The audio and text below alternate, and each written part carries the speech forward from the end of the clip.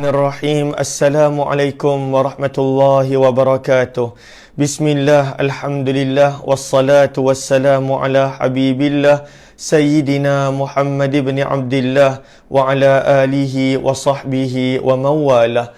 Allahumma rabbi syrah lana sudurana wa yassir lana umurana wahlul uqdatan min alsinatina yafqahu aqwalana.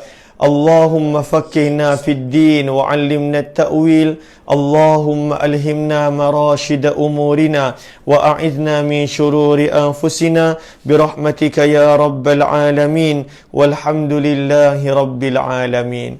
Alhamdulillah, thumma alhamdulillah. Apa khabar sahabat-sahabat semua? Salam pertemuan dalam perkongsian Syama'il Muhammadiyah siri yang ke-25 bersama dengan saya Umar Aziz. Lalu pada kitab Asy-Syama'il Muhammadiyah kita telah baca beberapa belas bab berkenaan dengan kesempurnaan baginda Nabi sallallahu alaihi wasallam, di mana kita berharap dengan ini kita dapat mengenali baginda Nabi sallallahu alaihi wasallam. Pengenalan itu membawa kepada cinta dan cinta membawa kepada ikutan yang sempurna. Moga-moga kita dapat mengikuti Nabi sallallahu alaihi wasallam pada setiap apa yang baginda Nabi sallallahu alaihi wasallam tinggalkan untuk kita daripada sunnah-sunnah baginda. Amin ya rabbal alamin. Ahlan wa sahlan wa marhaban bikum kepada semua yang berada di ruang komen. Lalu ahlan-ahlan kepada semua. Mohon jasa baik pada sahabat untuk sama-sama kita perbetulkan dahulu niat. Moga-moga pertemuan kita adalah kerana Allah Subhanahu wa ta'ala. Nawaitu ta'alluma wa ta'lim wa tadhakkura wa tadhkir wa naf'a wal intifa' wal ifadata wal istifada wal hatha ala tamassuki bi kitabillah wa sunnati rasulillah sallallahu alaihi wasallam wa du'a'i ila al huda wa dalalati ala al khair ibtigha'a wajhillah wa mardatihi wa qurbih wa thawabih. Amin amin ya rabbal alamin.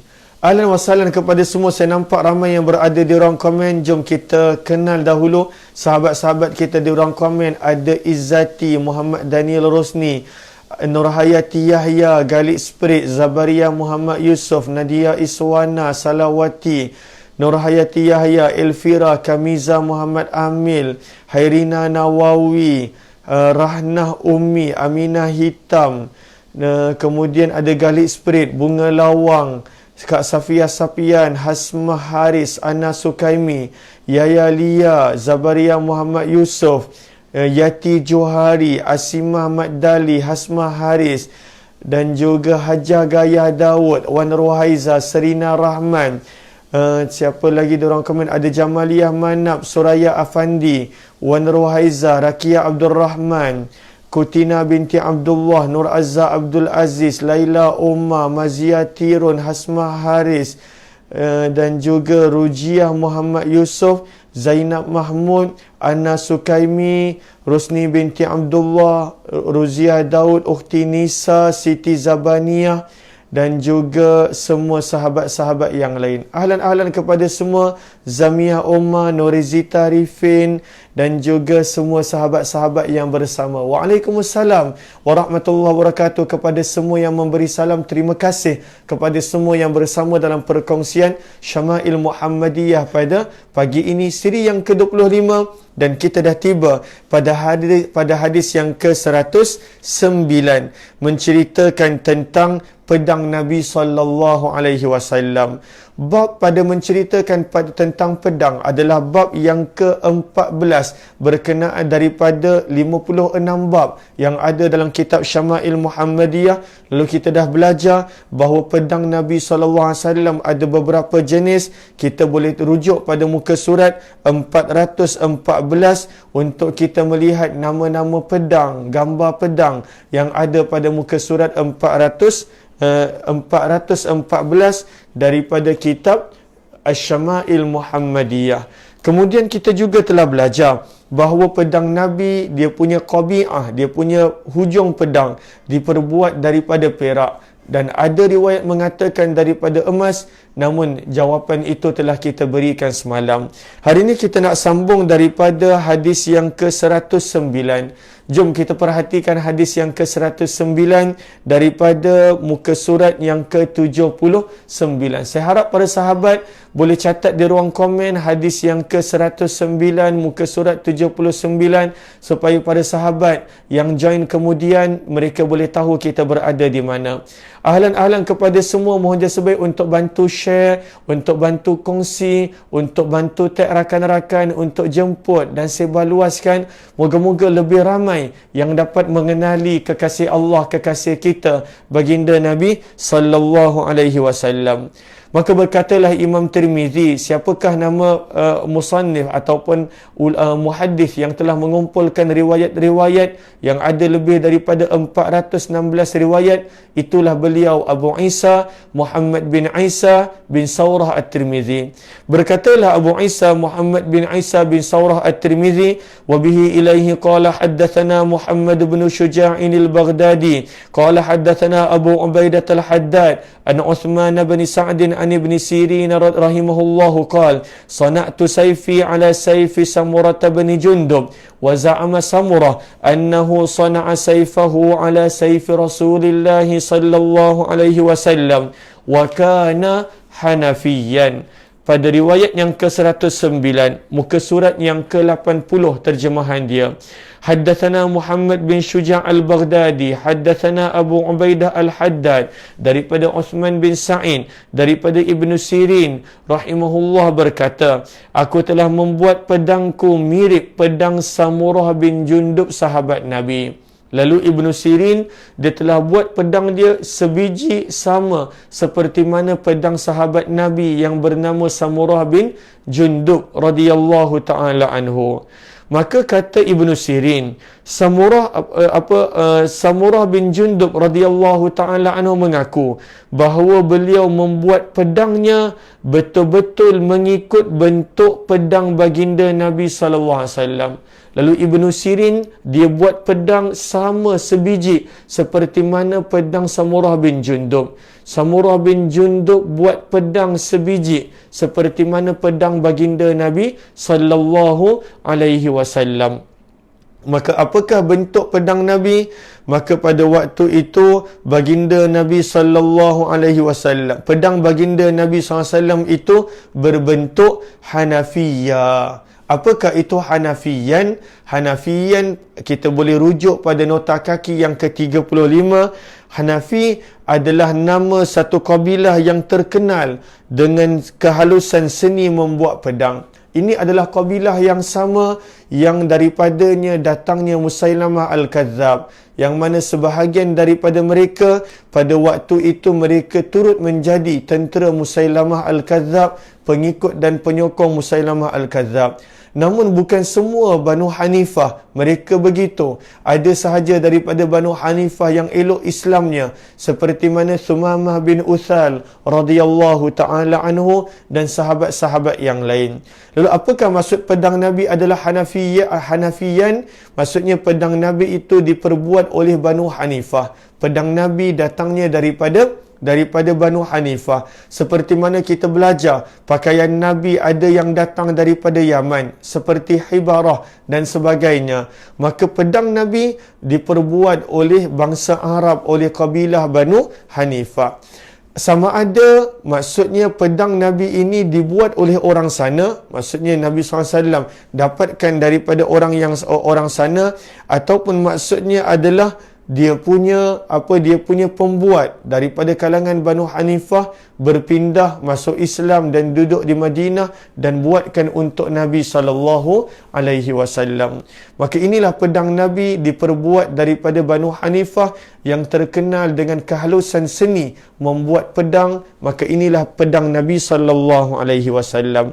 Seterusnya, hadis yang ke-110. Hadis yang ke-110.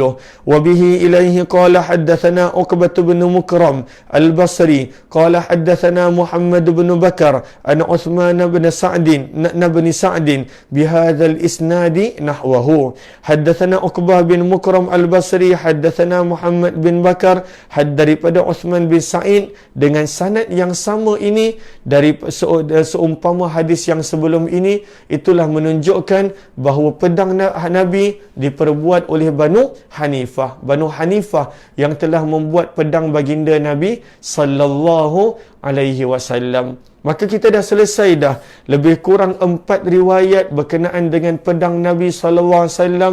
Kita dah belajar dah daripada catatan Ibnul Qayyim dan juga Imam Bajuri tentang nama-nama pedang Nabi sallallahu alaihi wasallam. Kita dah belajar dah juga antara pedang yang Nabi sallallahu alaihi wasallam banyak guna adalah pedang baginda yang bernama Zulfiqar ataupun Zulfaqar, dan itulah pedang yang Nabi guna ketika mana baginda Nabi sallallahu alaihi wasallam masuk ke dalam kota Mekah pada waktu pembukaan kota Mekah, dan pedang itu adalah pedang yang mana hulunya diperbuat daripada perak. Dan juga kita dah belajar bahawa pedang Nabi sallallahu alaihi wasallam ada sebahagiannya diperbuat oleh Banu Hanifah, satu kelompok bangsa Arab yang terkenal dengan seni yang halus dalam membuat pedang, dan mereka mahir membuat pedang. Maka ini adalah lebih kurang 4 riwayat yang kita telah selesai daripada bab yang ke-14. Kita masuk pada bab yang seterusnya, pada bab yang ke-15, lalu menceritakan tentang baju besi Nabi sallallahu alaihi wasallam. Lalu kita sedang membaca banyak berkenaan dengan pakaian perang Nabi SAW. Bab ke-14 menceritakan tentang pedang. Bab yang ke-15 menceritakan tentang baju besi. Dan bab yang ke-16 menceritakan tentang mighfar, topi besi baginda Nabi sallallahu alaihi wasallam. Jom kita tengok bab yang ke-15. Kata Imam Tirmizi pada bab yang ke-15 pada muka surat 81, babu ma jaa fi sifati dir'i Rasulillah sallallahu alaihi wasallam. Bab pada riwayat yang menceritakan tentang baju besi, tentang baju besi Nabi SAW. Tetapi sebenarnya riwayat-riwayat yang Imam Tirmizi bawa bukanlah nak menceritakan tentang baju besi Nabi itu dibuat daripada besi apa. Tetapi maksud tentang baju besi adalah cara Nabi memakai baju besi. Bagaimanakah cara Nabi memakai. Lalu kita boleh tambah di situ bab pada riwayat yang menceritakan tentang bagaimana cara Nabi memakai baju besi. Lalu itu dia, sebab kita tengok nanti Imam Tirmizi membawakan 2 riwayat dalam bab ini, tetapi Imam Tirmizi tidak menyebut tentang baju besi Nabi, kecuali beliau menyebut tentang cara Nabi memakai baju besi. Bagaimanakah cara Nabi pakai baju besi. Lalu sebab itulah maksud fi sifati dir'i Rasulillah, maksudnya adalah ai fi sifati lubsi dir'i Rasulillah sallallahu alaihi wasallam. Bab pada riwayat yang menerangkan tentang bagaimana cara Nabi sallallahu alaihi wasallam memakai baju besi. Maka Nabi sallallahu alaihi wasallam ada beberapa baju besi. Nabi sallallahu alaihi wasallam ada banyak baju besi. Sebahagian para ulama sirah menyebut Nabi sallallahu alaihi wasallam ada 7 baju besi. Nabi SAW ada 7 baju besi. Antara baju besi baginda Nabi SAW adalah baju besi yang terkenal, yang selalu bersama dengan Nabi. Itulah baju besi baginda yang diberi nama Zatul Fudul. Zal alif ta panjang, al fudul alif lam fa dad waw lam. Zatul Fudul. Dan baju besi Zatul Fudul inilah kata para ulama sirah, kenapakah dipanggil Zatul Fudul? Summiyat bidzalika lituliha, kerana ianya panjang, ianya adalah labuh baju besi ini. Dan baju besi Zatul Fudul inilah yang mana bila kita baca dalam kitab Ar-Rahiqul Maktum, dalam kitab sirah yang lain, inilah baju besi yang ketika mana baginda Nabi SAW wafat, baju besi ini berada dalam bentuk cagaran pada seorang Yahudi yang dikenali sebagai Abu Syaham, kerana Nabi SAW ada pinjam sesuatu daripadanya. Itu Nabi SAW. Sangat-sangat suhud, sangat-sangat sederhana. Lalu waktu Nabi SAW nak wafat, waktu itu kat rumah Nabi tak ada apa-apa. Maka Nabi SAW pada waktu itu memerlukan tepung. Bukan tepung gandum termewah, tetapi tepung syair. Syair maksudnya tepung yang paling rendah kualiti. Maka untuk adanya tepung syair, tepung yang paling low grade, yang paling rendah kualiti. waktu itu tak ada apa-apa nak makan untuk isteri-isteri baginda, maka Nabi SAW berhutang dengan Abu Syaham, seorang Yahudi, dan pada waktu itu Nabi SAW cagarkan baju besi Nabi Zatul Fudul, yang mana Nabi SAW akan bayar kemudian. Ketika mana Abu Bakar menjadi khalifah, beliau yang tolong bayarkan untuk Nabi SAW. Sebab itu kita baca dalam sirah, Nabi SAW meninggal dunia dalam keadaan tak ada apa-apa, sehingga baju besi Nabi pun dicagarkan di sisi Abu Syaham Yahudi, kerana Nabi pinjam daripadanya tepung untuk membuat makan Nabi SAW dan keluarga baginda Nabi SAW. Lalu daripada sini kita nampak bagaimana kehidupan baginda Nabi SAW. Maka ini antara baju besi Nabi yang terkenal, Zatul Fudul. Kemudian kata para ulama sirah, Nabi SAW ada baju besi yang namanya adalah Zatul Wishah, Waw Shin Alif Ha, Zatul Wishah. Itu baju besi Nabi yang kedua. Waw Shin Alif Ha, Waw berbaris bawah, Zatul Wishah. Adanya baju besi Nabi SAW yang ketiga, yang namanya adalah Zatul Hawashi, Ha Waw Alif Shin Ya, Ha Waw Alif Shin Ya. Adapun Zatu ejaan dia sama, Zatul Hawashi. Itu baju besi Nabi yang ketiga. Ada baju besi Nabi SAW yang nama dia Fiddah. Nabi panggil, Nabi gelarnya sebagai Fiddah. Yang kelima, ada baju besi Nabi SAW, kata para ulama sirah, yang dikenali sebagai Sughdiyah. Sin, Ghain, Dal, Ya dengan Ta marbutah, Sughdiyah. Ada baju besi yang namanya adalah Batra, Batara Alif Hamzah, Batara Alif Hamzah. Ada baju besi Nabi nama dia Batra. Dan yang terakhir, yang ketujuh, adanya baju besi Nabi SAW yang namanya adalah Al-Khirniq, Khara Nun Qaf, Khara Nun Qaf, Al-Khirniq. Lalu ini antara 7 baju besi baginda Nabi SAW yang namanya dicatat oleh para ulama sirah. Lalu ini baju besi Nabi SAW. Nanti pada hadis yang berikut, para ulama sirah para ulama hadis akan menunjukkan kepada kita, itulah baju besi yang Nabi pakai, yang nombor 1 tadi, itulah Zatul Fudul, dengan nombor 4 Fiddah yang Nabi pakai pada hadis yang ke 111 dan 112. Nanti kita akan kongsikan di sana. Maka inilah baju besi Nabi SAW. Maka kita nampak di sini, kita baca dulu riwayat yang ke 111. Wabihi ilaihi qala haddatsana Abu Sa'id Abdullah bin Sa'id al-Ashaj qala haddatsana Yunus bin Bukair an Muhammad bin Ishaq an Yahya bin Abbad bin Abdullah bin Zubair an abihi an jaddihi Abdullah bin Zubair an Zubair bin al-Awwam قال كان على النبي صلى الله عليه وسلم يوم أحد درعان فنحض إلى الصخرة فلم يستطع فأقعد طلحة تحته وصعد النبي صلى الله عليه وسلم حتى استوى على الصخرة قال سمعت النبي صلى الله عليه وسلم يقول أوجب طلحة رضي الله تعالى عنه dan juga sallallahu alaihi wasallam. Ahlan-ahlan kepada para sahabat yang baru join, mohon jasa baik untuk bantu share, bantu untuk kongsikan, bantu untuk sebarluaskan. Moga-moga lebih ramai yang beroleh manfaat daripada perkongsian Syama'il Muhammadiyah yang kita lakukan ini. Maka kita lihat di sini, siapakah perawinya? Perawinya adalah daripada Zubair ibnu Al-Awwam, sepupu Nabi sallallahu alaihi wasallam. Zubair ibnu Al-Awwam adalah sepupu Nabi kerana mak dia Safiyah binti Abdul Muttalib adalah makcik Nabi sallallahu alaihi wasallam. Daripada Zubair ibnu Al-Awwam radhiyallahu taala anhu berkata, baginda Nabi sallallahu alaihi wasallam ketika pada perang Uhud telah memakai 2 baju besi. Nabi pakai 2 baju besi.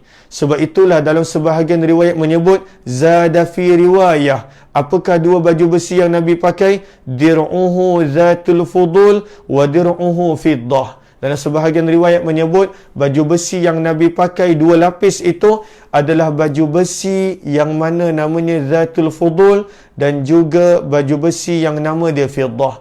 2 lapis Nabi pakai. Maksud 2 baju besi bukan maksudnya satu atas satu bawah, tidak. Maksud 2 baju besi memang 2 lapis baju besi Nabi SAW pakai. Maka pada waktu itu, kata Zubair ibn al-Awwam, perawi hadis, lalu baginda Nabi SAW mahu bangkit menuju ke sebuah batu yang besar. Nabi SAW nak naik, ada satu batu besar, Sakhrah, satu besar. Nabi nak naik ke atas ke atas batu tersebut. Nombor 36, kita baca nota kaki nombor 36. Baginda Nabi SAW bersegera memanjat sebuah batu yang besar untuk memperlihatkan diri baginda yang masih hidup. Lalu para sahabat radhiyallahu anhum boleh berkumpul di sisi baginda. Ini bila pada perang Uhud. Kita dah pernah belajar dalam peristiwa santai sirah yang kita baca setiap hari jam 6 petang, bahawa ketika mana perang Uhud, pada waktu itu Nabi SAW dan para sahabat berperang dan mereka menang pada permulaan perang. Mereka menang pada permulaan perang sehingga orang Quraisy pada waktu itu melarikan diri. Ketika mana orang Quraisy melarikan diri, maka pada waktu itu tentera Islam turut kejar kepada orang Quraisy dan Nabi SAW kekal pada markas baginda, pada tempat baginda. Lalu pada waktu itu semua orang mengejar orang Quraisy yang telah mula melarikan diri. Namun, kita biasa dengar tentang sirah Uhud. Waktu itu Khalid bin Al-Walid nampak bahawa pemanah-pemanah yang Nabi dah tetapkan 50 orang, mereka pun turut turun dan kejar orang Quraisy, maka tinggallah hanya 10 orang di atas bukit. Maka Khalid bin Al-Walid datang daripada arah bukit pemanah, daripada arah Jabal Rumah, dan membunuh, mensyahidkan saki-baki pada sahabat yang masih berada di atas bukit pemanah tersebut. Lalu Khalid bin Al-Walid menjadi penghalang antara Nabi dan para sahabat. Maka Nabi terpisah dengan para sahabat radhiyallahu anhum. Lalu para sahabat dihimpit daripada arah belakang oleh Khalid bin Al-Walid, daripada arah depan oleh pasukan Quraisy yang mula berkumpul semula. Mereka regroup balik. Maka pada waktu itu para sahabat tak nampak Nabi, sebab Nabi berada di kawasan lain, sebab mereka terpisah daripada Nabi ketika mana mengejar orang-orang Quraisy. Maka pada waktu itu Nabi nampak ada para sahabat yang pada waktu itu dah hilang semangat kerana mereka sangka Nabi telah syahid. Dan mereka pun tak boleh menembusi sampai ke mana sebab mereka tak tahu Nabi di mana. Maka sebab itulah Nabi SAW nak panjat satu batu besar seperti mana yang kita baca, supaya semua para sahabat nampak Nabi dan mereka boleh berkumpul di sisi Nabi SAW. Sebab itu kata Zubair ibn al-Awwam pada riwayat ini, pada baris yang kedua, muka surat 82, baginda Nabi SAW mahu bangkit menuju ke sebuah batu yang besar supaya para sahabat yang sedang dikepung, mereka boleh nampak Nabi SAW dan berkumpul di sisi Nabi SAW. Namun baginda tidak mampu. Nabi SAW tak mampu nak naik atas batu yang besar itu. Kenapakah Nabi SAW tidak mampu? Kata para ulama sirah dan juga para ulama hadis, satu, kerana Nabi SAW luka. 5, hasala lahu min syajji ra'sih wa jabinihi syarifain. Kerana Nabi SAW luka, maka Nabi tak mampu. Sebab yang kedua adalah kerana Nabi memakai 2 lapis baju besi, menyukarkan pergerakan baginda. Maka pada waktu itu Nabi SAW tidak mampu, lithiqli dir'aih, kerana pada waktu itu Nabi SAW memakai 2 lapis baju besi. Dan juga pandangan ketiga mengatakan kerana batu itu terlalu besar dan terlalu tinggi. Maka ada 3 jawapan kenapa Nabi SAW tidak mampu untuk menaiki batu tersebut. Maka pada waktu itu baginda Nabi SAW mendudukkan Sayyidina Talha di bawah baginda. Sayyidina Talha menjadi umpama tangga untuk baginda. kita baca nota kaki nombor 37, maka kita nampak di situ baginda mendudukkan Sayyidina Talha untuk baginda sallallahu alaihi wasallam naik ke atas batu besar seperti baginda menaiki tangga. Lalu Nabi minta Sayyidina Talha untuk berada di situ. Lalu Nabi SAW boleh naik ke atas batu, dan pada waktu itu semua para sahabat boleh melihat baginda Nabi SAW. Maka kita nampak di sini, maka pada waktu itu Nabi SAW mendudukkan Sayyidina Talha di bawah baginda, dan baginda SAW naik hingga berada di atas batu besar tersebut. Sayyidina Zubair radhiyallahu ta'ala anhu berkata, aku mendengar baginda Nabi SAW bersabda, pastilah Talha, aujaba Talha, pastilah Talha. Apakah maksud aujaba Talha, pastilah Talha? Kita boleh nampak pada nota kaki yang ke-38, pastilah syurga untuk Talha. Kenapa Nabi SAW kata begitu kepada Talha bin Ubaidillah? Pastilah syurga untuk Talha. Aujaba Talha, apakah maksud dia? Fa'ala fi'lan aujaba li nafsihil jannah. Bagaimana Talha telah melakukan sesuatu sehingga wajib syurga baginya, pasti syurga baginya.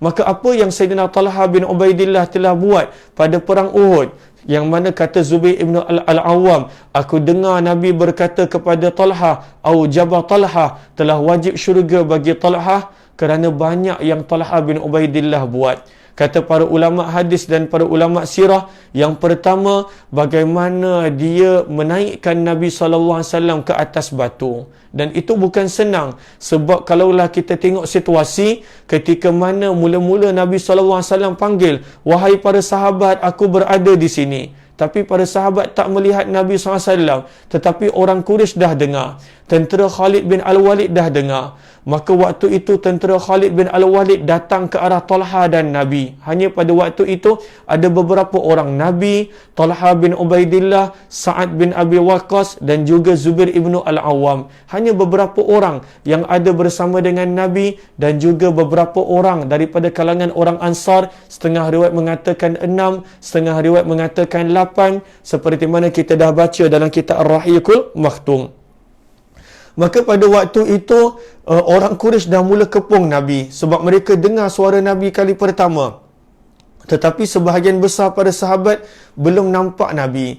Maka ketika mana Talha sedang tolak Nabi ke atas dengan dia menjadikan badan dia tangga, sebenarnya dalam kitab sirah kita nampak sebenarnya waktu itu Talha buat sambil lawan musuh. Dia lawan ke musuh, dia pergi ke arah musuh, dia lawan, dia cepat-cepat balik ke arah Nabi, dia tolak Nabi SAW dengan badan dia, dengan dirinya ke tempat yang lebih tinggi. Cepat-cepat dia lari balik ke arah musuh, dia patah ketika mana musuh undur, dia patah balik kepada Nabi dan ditolak Nabi SAW ke tempat yang lebih tinggi. Itu situasi dia. Sebab itu Nabi SAW sangat menghargai perbuatan Talha. Maka sabda Nabi SAW, aujaba Talha, wajib syurga untuk Talha bin Ubaidillah radhiyallahu ta'ala anhu.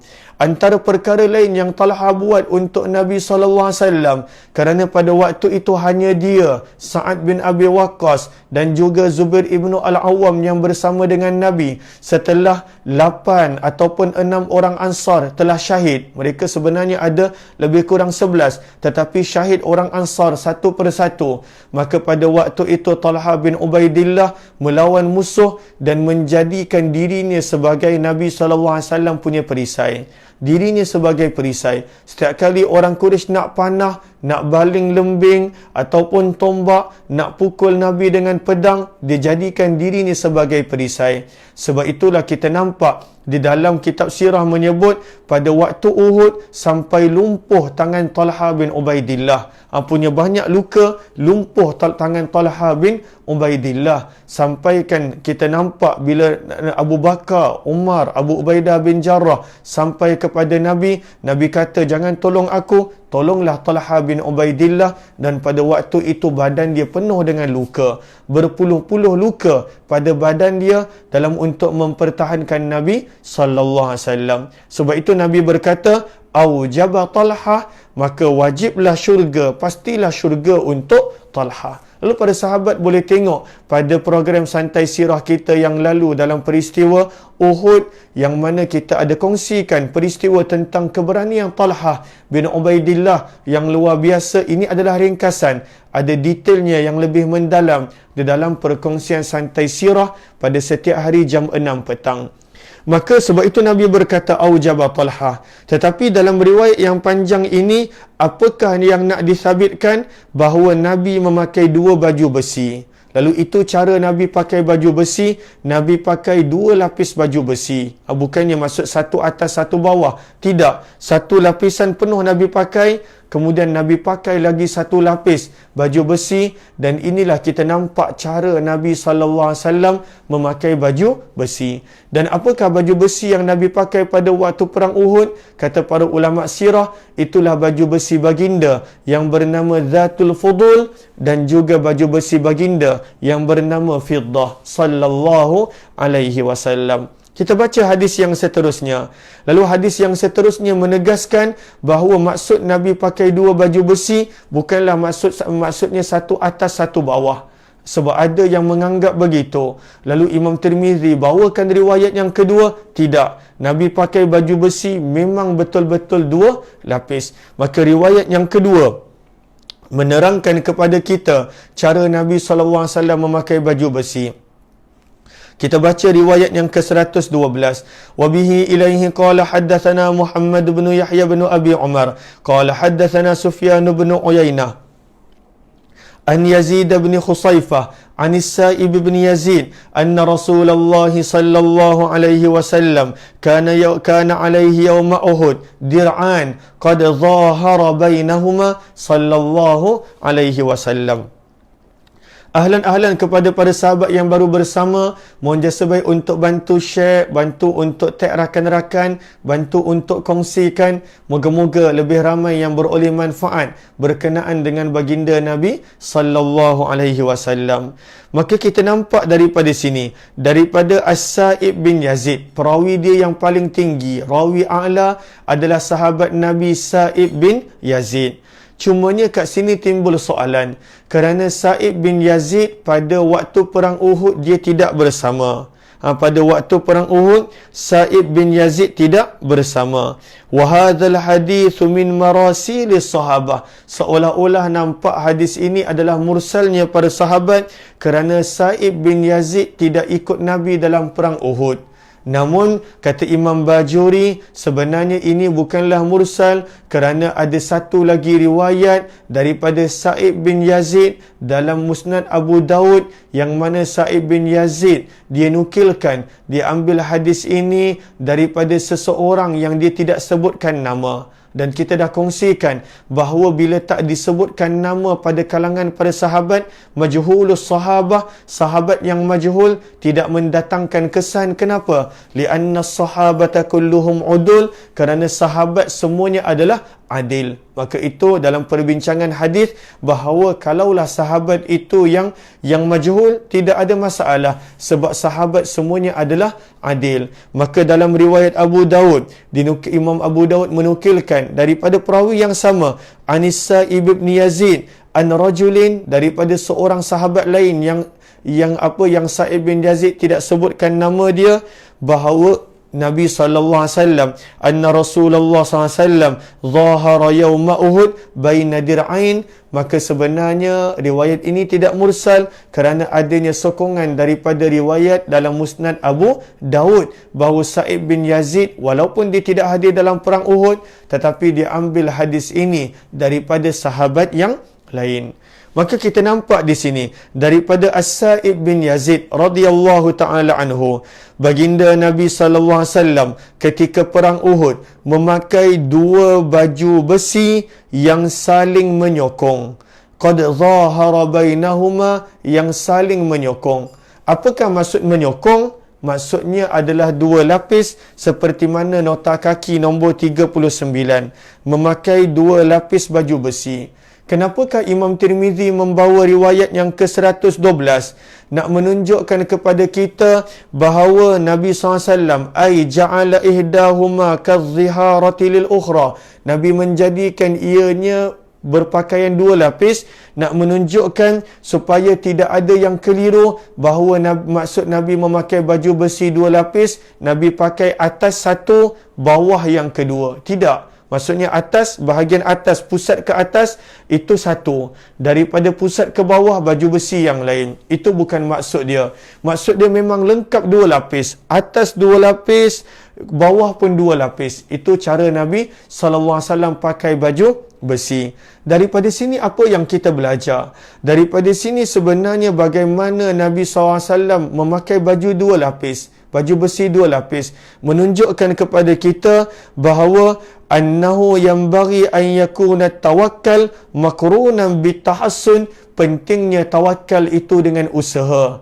Pentingnya tawakal itu dengan usaha. Tak ada orang yang lebih tawakal daripada baginda Nabi. Tak ada orang. Tak ada orang yang lebih tawakal daripada baginda Nabi sallallahu alaihi wasallam.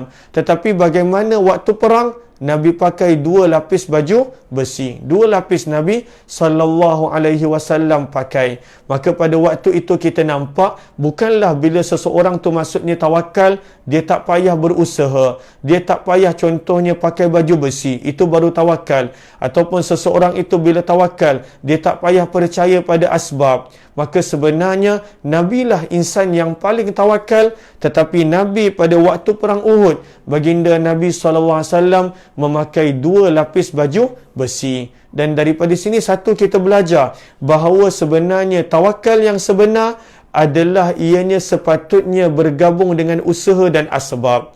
Dan yang kedua kita belajar seseorang yang berusaha dengan asbab, dengan asbab dan sebagainya, itu bukanlah menunjukkan dia tidak bertawakal. Lalu sebenarnya seseorang itu yang dia berusaha dengan sesuatu, contoh dia macam Nabi memakai baju besi waktu perang, itu bukanlah tanda yang orang itu tidak tawakal. Banyak orang salah faham erti tawakal. Dia kata tak apa, tak payah kunci kereta, tawakal je. Tak apa, biar je, tawakal je. Tidak. Sebenarnya maksud tawakal yang sebenar, kita boleh belajar daripada baginda Nabi SAW. Bagaimana pada waktu perang, Nabi SAW bersedia betul-betul. Nabi SAW memakai dua lapis baju besi pada waktu perang Uhud. Maka bab ini menceritakan tentang bagaimana baginda Nabi SAW memakai baju besi pada waktu perang sallallahu alaihi wasallam. Lalu kita telah selesai 15 bab. Kita telah selesai 15 bab. Jom kita baca bab yang ke-16 menceritakan tentang topi besi Nabi sallallahu alaihi wasallam. Maka di sini Imam Tirmizi membawakan bab yang ke-16. Maka kata Imam Tirmizi, babu ma jaa fi sifati mighfari Rasulillah sallallahu alaihi wasallam. Bab pada riwayat yang menceritakan tentang topi besi Nabi sallallahu alaihi wasallam. Maka topi besi pun sebahagian daripada peralatan perang. Lalu peralatan perang bukan sekadar senjata, bukan sekadar bentuk-bentuk serangan, tetapi bentuk pertahanan pun termasuk dalam peralatan perang. Maka topi besi adalah antara sesuatu yang boleh menyelamatkan manusia, yang boleh menjadi penghalang daripada manusia itu cedera. Maka di sini diceritakan tentang topi besi Nabi SAW. Lalu Nabi bukan sekadar memakai baju perang ataupun baju besi, Nabi pun memakai topi besi sallallahu alaihi wasallam. Maka kita nampak di sini ada berapa hadis pada bab ini? Ada dua. Sama seperti bab menceritakan tentang cara Nabi memakai baju besi, ada dua bab. Bab pada menceritakan tentang topi besi Nabi, bab yang ke-16 pun ada dua riwayat, ada dua hadis. Jom kita perhatikan bab yang ke-16. Maka apa kata Imam Abu Isa, Imam Tirmizi, babu ma jaa fi sifati mighfari Rasulillah sallallahu alaihi wasallam. Bab pada riwayat yang menceritakan tentang topi besi Nabi sallallahu alaihi wasallam. Kita baca hadis yang pertama. Wa bihi ilaihi qala haddatsana Qutaibah bin Sa'id qala haddatsana Malik bin Anas an ibn Shihab an Anas bin Malik radhiyallahu ta'ala anhu anna an-nabiy sallallahu alaihi wasallam دخل مكة وعليه مغفر فقيل له هذا ابن خطل متعلق بأستار الكعبة فقال uqtuluh sallallahu alaihi wasallam. Haddatsana Qutaibah bin Sa'id, haddatsana Malik bin Anas. Malik bin Anas di sini adalah Imam Malik rahimahullahu taala. Daripada Ibnu Syihab. Ibnu Syihab maksudnya Ibnu Syihab Az-Zuhri, seorang ulama ilmuwan yang terkenal. Daripada Sayyidina Anas bin Malik radhiyallahu taala anhu. Baginda Nabi, kata Sayyidina Anas bin Malik, baginda Nabi sallallahu alaihi wasallam memasuki kota Mekah bila? Pada waktu pembukaan kota Mekah dengan memakai topi besi. Lalu Nabi SAW waktu pembukaan kota Mekah, Nabi pakai topi besi. Maka kat sini timbul soalan. Kenapa? Sebab pada sebahagian riwayat yang kita akan baca kelak dalam bab serban, menyebut bahawa Nabi SAW ketika mana masuk Mekah, pada pembukaan kota Mekah, Nabi SAW memakai serban hitam. Wa alaihi imamatun sauda. Nabi SAW memakai serban hitam. Maka kata para ulama hadis, tidak ada iskal di sini, tidak ada timbul soalan di sini, kerana sebenarnya waktu Nabi SAW masuk ke dalam kota Mekah, Nabi SAW pakai dua-dua. Nabi pakai topi besi dan Nabi pakai serban. Cumanya para ulama hadis berbeza pendapat. Adakah Nabi pakai topi besi, di atas topi besi itu adalah serban, ataupun Nabi SAW pakai serban dan Nabi SAW pakai topi besi. Tetapi memang Nabi gabungkan antara kedua-duanya pada waktu, sebab itu kita nampak pada sebahagian daripada riwayat menunjukkan Nabi memakai kedua-duanya. Lalu Nabi pakai topi besi dan juga Nabi SAW memakai serban ketika mana pembukaan kota Mekah. Lalu Nabi SAW pakai topi besi menunjukkan pembukaan kota Mekah itu adalah perang. Sesiapa yang mana melawan, yang tak nak bersembunyi, yang tak nak ambil perlindungan di rumah Abu Sufyan ataupun di rumahnya ataupun di Masjidil Haram, dia seolah-olah mengisytiharkan perang. Lalu Nabi pakai topi besi menunjukkan ini memang perang. Ini bukannya nak rundingan, ini memang perang. Sebab itu Nabi SAW memakai topi besi. Dan kenapa Nabi SAW memakai serban? Nak menunjukkan Nabi SAW masuk ke dalam kota Mekah pada hari pembukaan kota Mekah 17 Ramadan tahun ke-8 Hijrah, bukan dalam keadaan ihram, tetapi dalam keadaan dalam keadaan tanpa ihram. Lalu sebab itu Nabi pakai topi besi dan juga Nabi SAW memakai serban berwarna hitam ketika mana pembukaan kota Mekah. Maka ini dinukilkan oleh Imam Al-Qistilani. Lalu daripada sini kita nampak, kata Anas bin Malik radhiyallahu taala anhu, baginda Nabi SAW memasuki kota Mekah dengan memakai topi besi. Seseorang memberitahu baginda. Siapakah seseorang ini? Kalau kita tengok terjemahan, seseorang memberitahu baginda Nabi SAW, wahai Rasulullah, inilah Ibnu Khatal yang sedang berpaut di kelambu Kaabah. Dia sedang sembunyi dekat kelambu Kaabah. Ibnu Khatal adalah antara orang yang memang Nabi SAW pada waktu isytiharkan untuk dia dibunuh. Siapakah Ibnu Khatal? Ibnu Khatal dia adalah antara orang yang pernah masuk Islam. Wa kana qad aslama. Dia dah masuk Islam. Bahkan dia dah berhijrah ke Madinah. Thumma irtadda. Kemudian dia murtad. Wa qatala musliman kana yakhdumuh. Dan dia bunuh seorang Islam ketika mana dia nak tinggalkan Madinah. Lalu satu dia murtad. Lagi satu dia membunuh orang Islam ketika mana pada waktu itu dia berada di Madinah. Lalu dia lari ke Mekah. Kemudian apa lagi dia buat? Dia terlalu banyak menyakiti Nabi SAW dengan syair-syairnya. Tak cukup dengan itu. Wa kana hajiyan li Rasulillah. Tak cukup dengan itu. Wattakhadha jariyatan. Dia beli dua hamba sahaya perempuan, yang tugas hamba sahaya perempuan ini adalah untuk menyanyi, untuk mengejek Nabi, menyanyi, bersyair. Itu je tugas hamba perempuan tersebut, untuk bersyair, menyanyi, untuk mengejek Nabi sallallahu alaihi wasallam dan menyakiti Nabi sallallahu alaihi wasallam. Maka Ibnu Khattal adalah antara orang yang darahnya tidak diberikan perlindungan oleh Nabi sallallahu alaihi wasallam.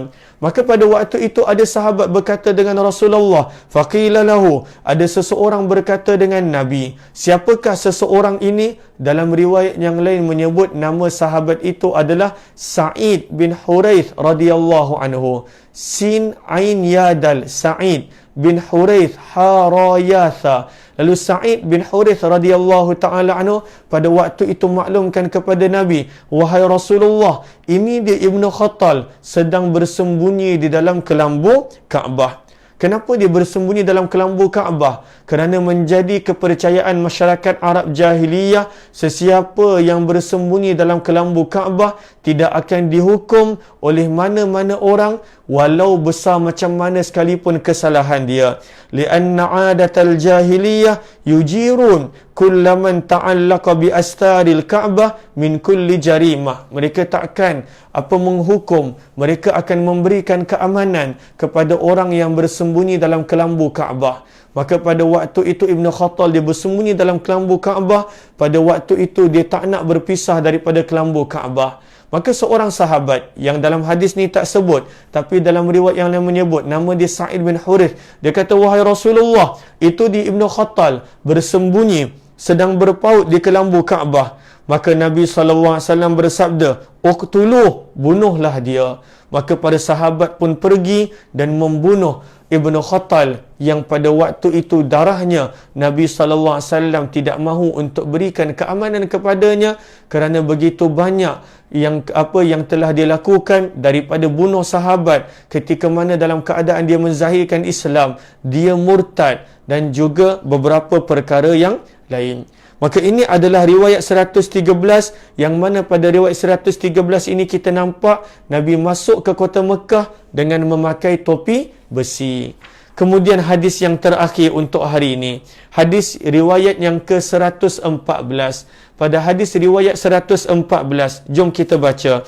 Wa bihi ilaihi qala haddatsana Isa bin Ahmad qala haddatsana Abdullah bin Wahb qala haddatsana Malik bin Anas عن ابن شهاب عن أنس بن مالك رضي الله تعالى عنه أن رسول الله صلى الله عليه وسلم دخل مكة عام الفتح وعلى رأسه المغفر قال فلما نزعه جاءه رجل فقال له ابن خطل متعلق بأستار الكعبة فقال اقتلوه قال ابن شهاب وبلغني أن رسول الله صلى الله عليه وسلم لم يكن يومئذ محرما.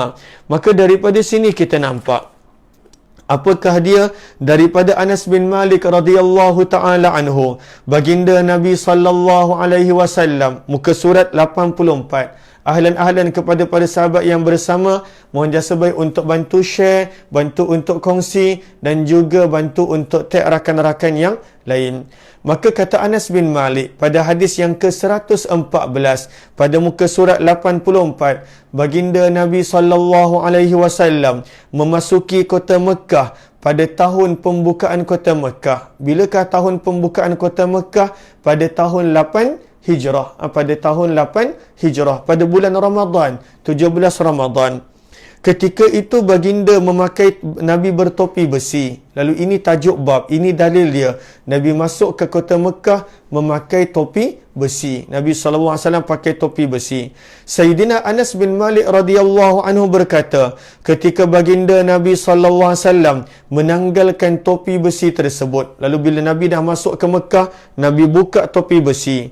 Waktu itu datang seorang lelaki kepada baginda. Lalu siapakah seorang lelaki ini? Dalam riwayat yang lain disebutkan nama sahabat ini adalah Sa'id bin Huraith radhiyallahu ta'ala anhu.